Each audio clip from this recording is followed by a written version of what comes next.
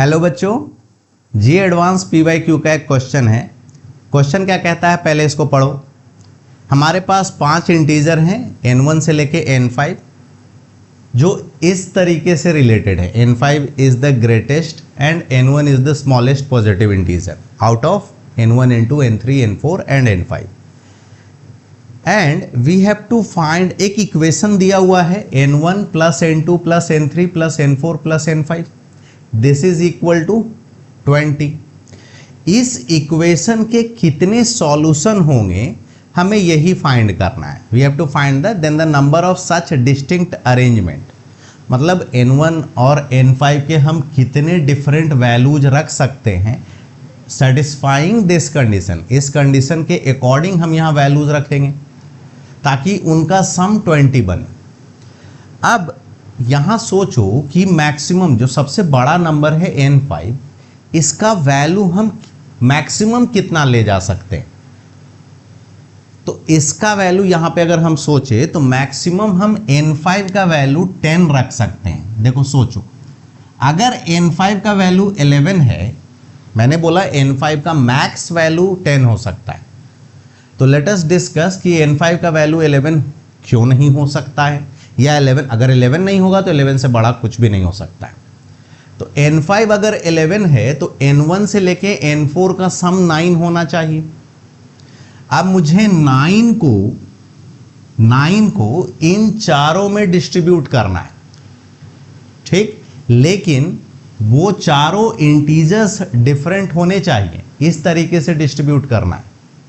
तो let us से अगर मैं n1 को 1 दूं, n1 को 1 रखूं, n2 को 2, n3 को 3, ठीक, तो इनका सम कितना हो गया 6।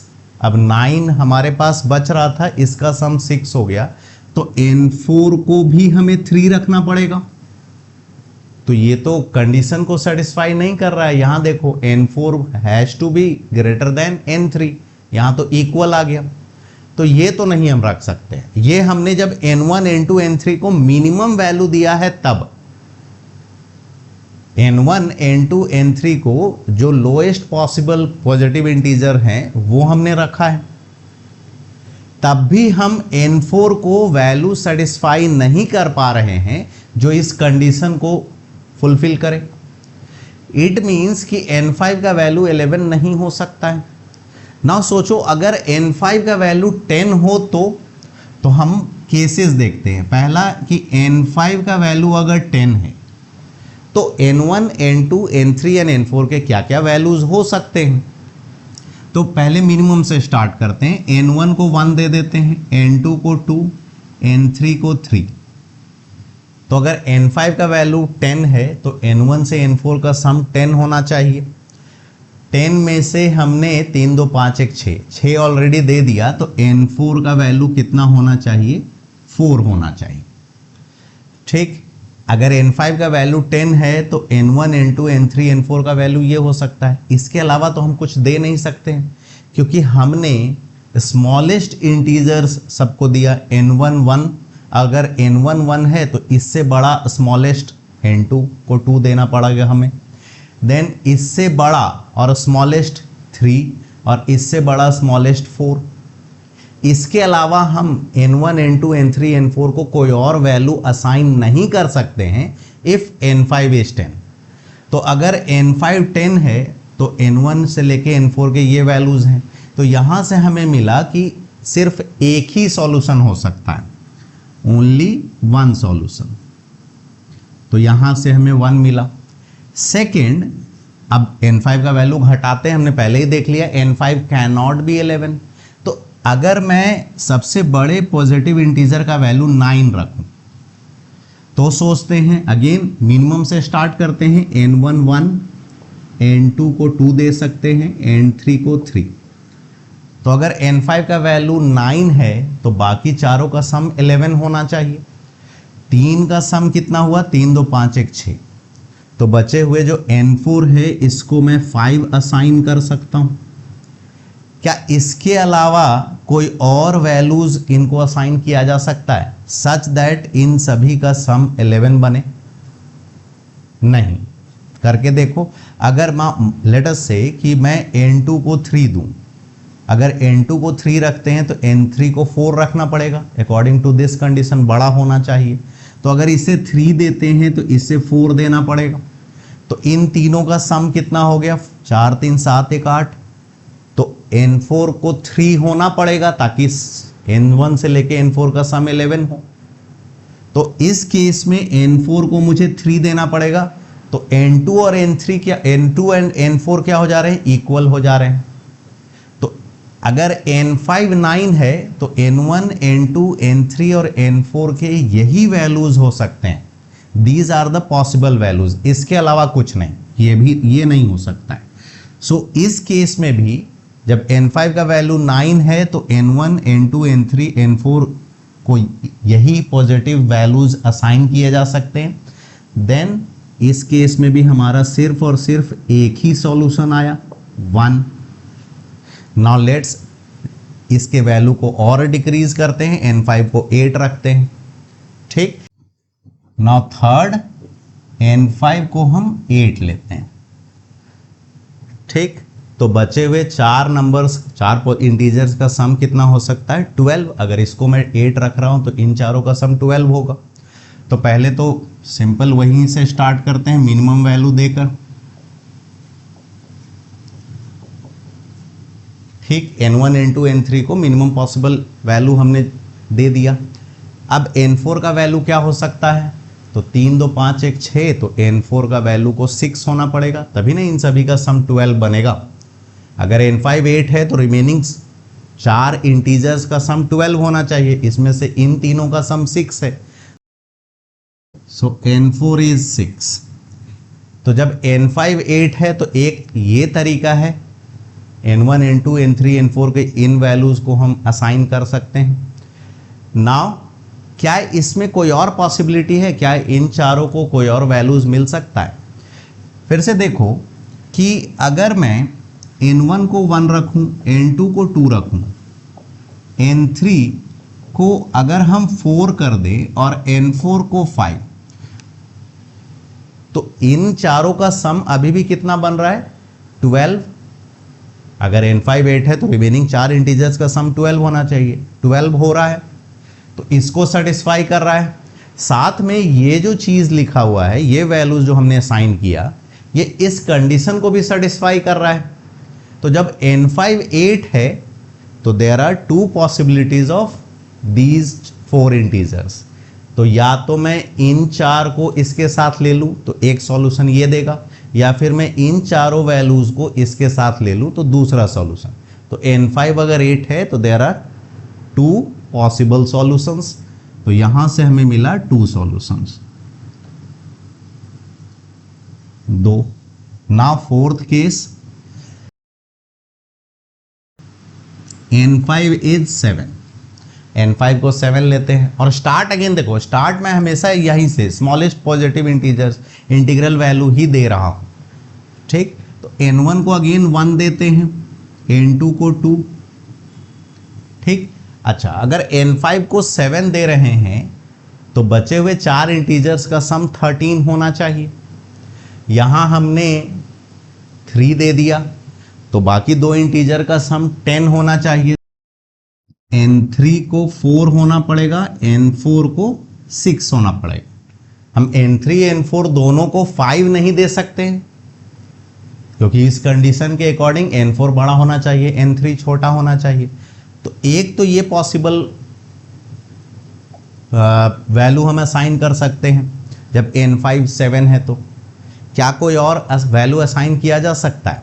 सोचो कि अगर मैं इसको 5 कर दूं और इसको 3 कर दूं तब भी वो इस कंडीशन को सेटिस्फाई करेगा। जैसे n1 1 हो, n2 3, n3 4 एंड n4 5। इसका सम चेक करो, अभी भी n1 n2 n3 n4 का सम 13 बन रहा है। 5 4 9 3 12 1 13। और ये जो वैल्यू हमने असाइन किया है n1 से लेके n4 का, ये इस कंडीशन को भी सेटिस्फाई कर रहा है। ठीक, तो जब n5 का वैल्यू 7 है तब भी हमें कितने पॉसिबल सॉल्यूशन मिले? एक इसके साथ और एक इसके साथ, ठीक है। n1 से लेके n4 का वैल्यू ये और n5 का वैल्यू ये, एक सॉल्यूशन। n1 से लेके n4 का वैल्यू ये और n5 का वैल्यू ये, दूसरा सॉल्यूशन। तो इस केस में भी हमें कितने सॉल्यूशंस मिल रहे हैं? 2 सॉल्यूशंस, दैट इज 2। नाउ अब n5 का वैल्यू वी कैन असाइन 6। अगर n5 6 है तो बचे हुए 4 इंटीजर का सम 14 होगा। तो अब यहां पे देखो, अगर मैं n1 को 1, n2 को 2 दूं तो n3 प्लस n4 कितना होना चाहिए? 11 होना चाहिए। इन दोनों का सम 3 है तो उन दोनों का सम 11 होना चाहिए। अब 11 n3 प्लस n4, 11 किस किस तरीके से हो सकता है? तो n3 प्लस n4 क्या क्या वैल्यू हम असाइन कर सकते हैं? 5 प्लस 6, इसको 5 दे दे, इसको 6 दे दे, बट ये पॉसिबल नहीं है। क्यों? क्योंकि n4 अगर 6 हो गया तो n5 भी 6 है, वो इस कंडीशन को सेटिस्फाई नहीं करेगा। ठीक, जब n4 को 6 नहीं दे सकते हैं तो 7, 8, इससे बड़े वैल्यूज तो असाइन कर ही नहीं सकते हैं। n4 has to be smaller than 6, क्योंकि n5 6 है। तो स्मॉलर देन 6, तो अगर n4 को 5 रखते हैं तो फिर सम 11 नहीं हो पाएगा, फिर n3 को 6 देना पड़ेगा। तो n3 plus n4 cannot be 11। इसका मतलब मुझे इन दोनों वैल्यूज को चेंज करना पड़ेगा। लेट अस से कि अब इससे छोटे वैल्यू में क्या असाइन कर सकता हूं? इसको 2 दे दे और इसको 3 दे दे। तो इन चारों का सम 14 था, यहां हमने 5 असाइन कर दिया, तो बचे हुए 2 n3 और n4, सॉरी